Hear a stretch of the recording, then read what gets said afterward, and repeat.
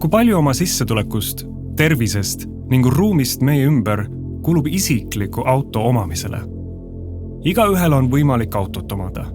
Aga mis saab siis, kui kõigi autod ei mahu enam linna ära?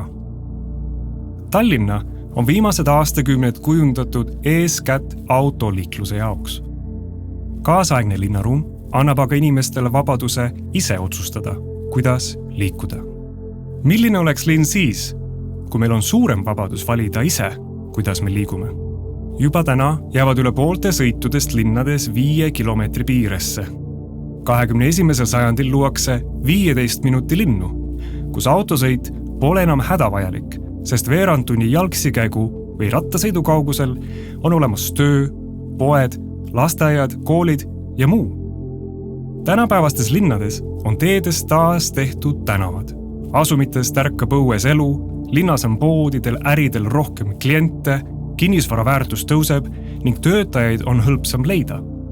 Kullerid jõuavad kiiremini ja keskkonnasäästlikumad kohale, tehes tihedamaid sõite erilaadi elektriratastega. Linn soosib ettevõtlust, luues parima ettevõtluskeskkonna uute tehnoloogiate ja ärimudelite katsetamiseks. Euroopas ja Põhjamaades planeeritakse teid ja linnaruumi nii, et autosid oleks vähem. Kes vajab autot, saab selle rentida ja kõikjale sõita. Isikliku auto ostmine on vaba valik, sest tänavatele mahuvad lisaks autodele mugavalt ka jalakäijad, ratturid ja tõuksid.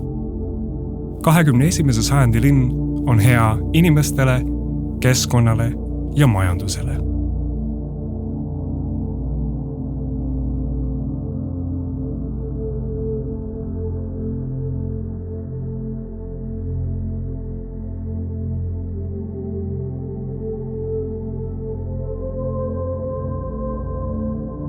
Kuidas soovid sina täna linnas liikuda?